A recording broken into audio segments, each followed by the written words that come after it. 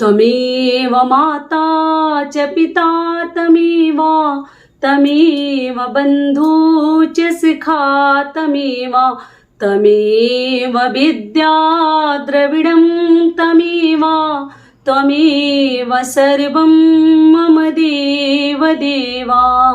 नमस्कार दोस्तों, मैं हूं ममता तिवारी और आप सभी का स्वागत करती हूं मेरे चैनल ममताज वे में। तो चलिए दोस्तों, आज हम इस वीडियो में जानेंगे वट सावित्री व्रत के लिए मैं एक वीडियो डाली हूं। तो आप लोगों के बहुत सारे डाउट्स भरे सवाल आए हैं, कई ऐसी महत्वपूर्ण बातें सच में आप लोग जानना चाह रहे हैं और जरूरी भी है बताना, क्योंकि ये बातें मैं आपको बताई नहीं थी।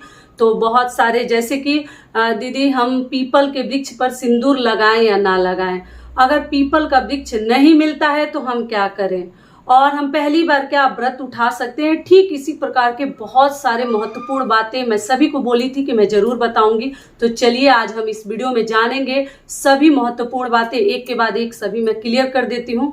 तो आप लोग बने रहिए मेरे साथ, मेरे चैनल पर ध्यान से वीडियो को सुन लीजिएगा। अगर आपको मेरा वीडियो पसंद आता है तो प्लीज आप मेरे चैनल को सब्सक्राइब कर दीजिएगा, बेल आइकन को प्रेस कर दीजिएगा, जिससे कि मेरे वीडियो के नए नोटिफिकेशन आप सभी के पास सबसे पहले पहुंचे। तो चलिए शुरू करते और जान लेते हैं सभी महत्वपूर्ण बातें, ध्यान से सुनिएगा। सबसे महत्वपूर्ण बात क्या है, सबसे पहले बता देना चाह रही हूँ कि सोमवती अमावस्या, जो अमावस्या सोमवार को पड़ती है वो सोमवती अमावस्या कहलाती है। उस दिन हम फेरी लगाते हैं। सुहाग के दीर्घायु के लिए, पति की लंबी उम्र के लिए ये व्रत रखा जाता है। ठीक है, समझ में आ गया। इस साल 2023 में कब पड़ा है तो 20 फरवरी को।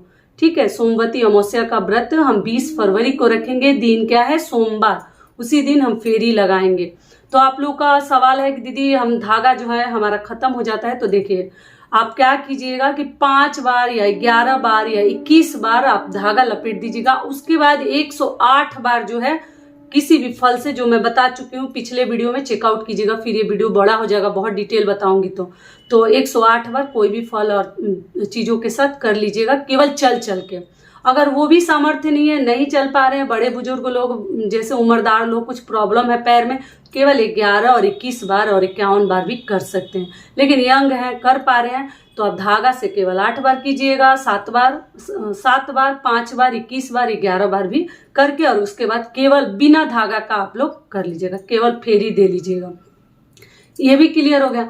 अगला चीज क्या है कि आप लोग पूछे हैं कि दीदी जैसे सिंदूर हम कहाँ लगाएं। पीपल वृक्ष पे मैं बताई थी कि लगा के और अपने मांग में 108 बार पैकेट का सिंदूर पक्का खरीदनी है। सिंदूरा से तो पेड़ के ऊपर आप लगा सकते हैं। पेड़ पे कहाँ लगाएंगे, हम धोबिन की प्रतिमा बनाएंगे। जैसे हम वट सावित्री पूजा में माता सावित्री की, जैसे हम सावित्री की फोटो बनाए थे ना, सावित्री जी की, ठीक उसी प्रकार से आप पीपल के वृक्ष पे धोबिन जो है, सोना धोबिन, उनका फोटो हमें बना लेनी है। ठीक है, और उन्हीं को सिंदूर लगानी है, ऊपर के तरफ, ऊपर के तरफ, ऊपर के तरफ करते करते करते 108 बार हमें करनी, और वही उंगली अपने मांग में भरते जानी है, भरते जानी है, भरते जानी है। क्लियर हो गया। पीपल वृक्ष पे डायरेक्ट ना, ऐपन से या हल्दी से या सिंदूर से एक धोबिन बना लीजिएगा आप लोग पेड़ के ऊपर। ये भी हो गया। जहां समाप्त होगा वहीं टीका लगेगा, सब कुछ बता चुकी हूँ। ये भी हो गया। अगला नियम क्या है कि देखिए, आप लोग पूछेंगे दीदी अगर मान लीजिए कि हमें पीपल का वृक्ष नहीं मिलता है तब हम क्या करेंगे। तो पीपल का वृक्ष अगर नहीं मिलता है तो आप जो है तुलसी माता की भी आप लोग परिक्रमा कर सकते हैं, और समी जी की, समी पेड़ जिनके घर में है, समी जी की भी आप 108 बार परिक्रमा करके पूजा कर सकती हैं। धागा केवल 7 बार, 8 बार, 11 बार ही लगा लीजिएगा आप लोग। समझ में आ गया। ठीक है, अगर नहीं मिलता है तब, और दूर है तो मत जाइए, लेकिन पास में है तो कोशिश करें कि पीपल वृक्ष में ही दे। ये भी हो गया। और अगला सबसे महत्वपूर्ण सवाल आप लोगों का है कि दीदी हमारे घर में सहता नहीं है तो हम क्या करें, हम व्रत करें या ना करें, उठाएं या ना उठाएं। तो सबसे पहले आपको बता देना चाह रही हूँ कि देखिए, जिनके यहाँ सहता नहीं है वो तो ना उठाएं। मेरे हिसाब से तो मैं तो यही कहूंगी, बहुत सारे कई ऐसे व्रत हैं जो हमारे घर भी नहीं सहता है, तो कौन रिस्क लेके सबसे पहले उठाए, इसी ताक में सभी लोग रहते हैं, और कोई रिस्क जिंदगी में नहीं लेना चाहता, और उसमें भी सुहाग का व्रत कभी नहीं। तो इसलिए जिनके यहाँ सहता नहीं है, उस दिन कुछ घटना हो गई है तो बिल्कुल मत उठाइएगा, आप लोग छोड़ दीजिए। और जो कई ऐसी मेरी बहनें हैं कि दीदी हमारे घर मतलब कोई जानता ही नहीं है और मुझे बहुत मन हो रहा है उठाने का, आप लोग के सवाल है, बहुत मन कर रहा है करने का, तो देखिए सुहाग का व्रत है, आप भगवान का नाम लेकर अपनी सासू माँ का आशीर्वाद लेकर कर सकती हैं। एक बार पूछ लीजिएगा कि कोई दिक्कत नहीं है। मान लीजिए कोई जानता ही नहीं है, और एक है कि सहता ही नहीं है, तो वो तो उठाना ही नहीं है, बिल्कुल नहीं उठाने हैं।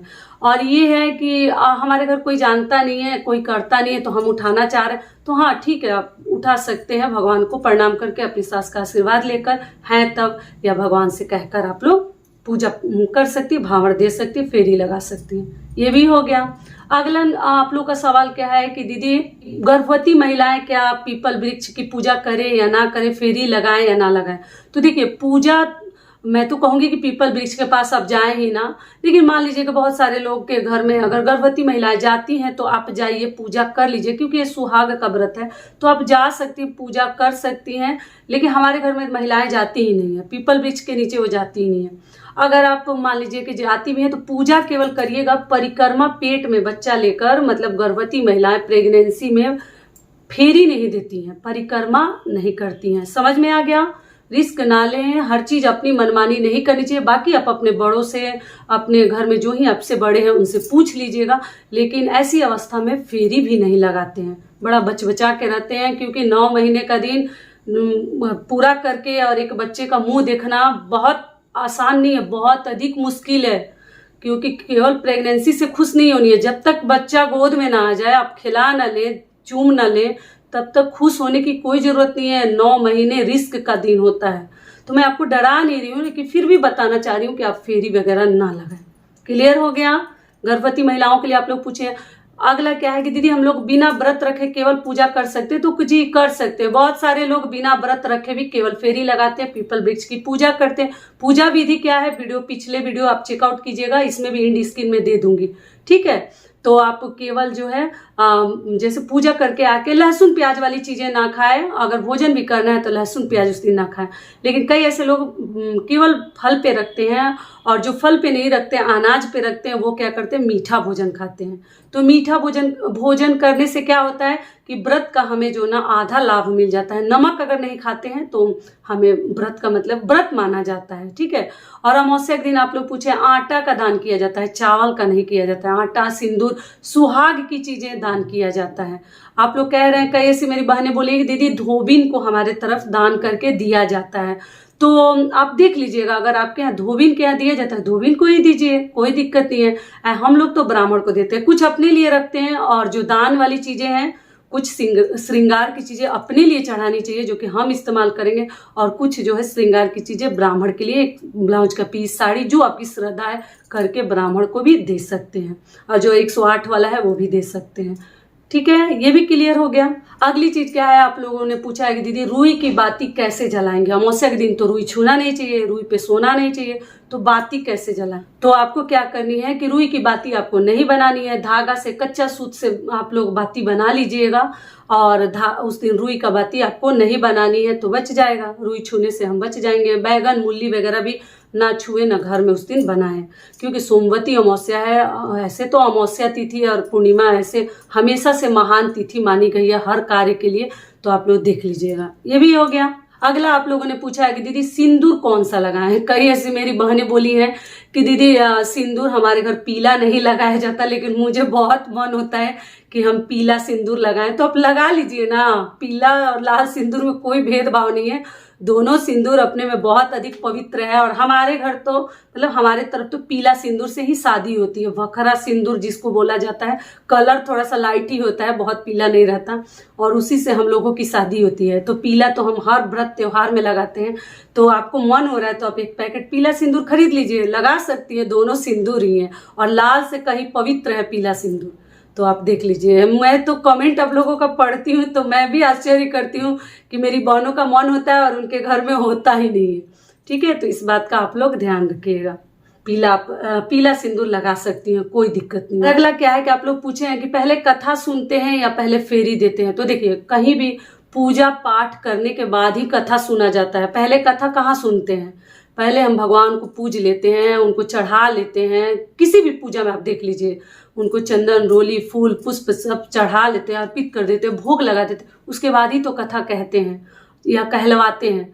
तो इसलिए कथा पहले नहीं होता है, पहले पूजा पाठ होता है, उसके बाद कथा हम कहते हैं। और कई ऐसी मेरी बहनें बोली हैं कि दीदी हम लोग सिंदूरा पीपल वृक्ष के पास नहीं ले जाते हैं, तो मत ले जाइए, घर में ही पहले उसी से श्रृंगार कर लीजिए, तब आप जाइएगा फेरी लगाने। क्लियर हो गया। अगर आप कहें नहीं ले जा, हम लोग तो ले जाते हैं। जैसे आप अगर आपके पास है तो छठ घाट भी ले जा सकते हैं, बट सावित्री पूजा में भी आप ले जा सकते हैं बट वृक्ष के नीचे, या सोमवती अमावस्या में पीपल वृक्ष के नीचे भी, क्योंकि उससे हम सिंदूर लगाते हैं। तो एक बार 2 बार मतलब लगा लेते हैं। और ऐसे तो पैकेट का सिंदूर पक्का आप लोग खरीद लीजिएगा।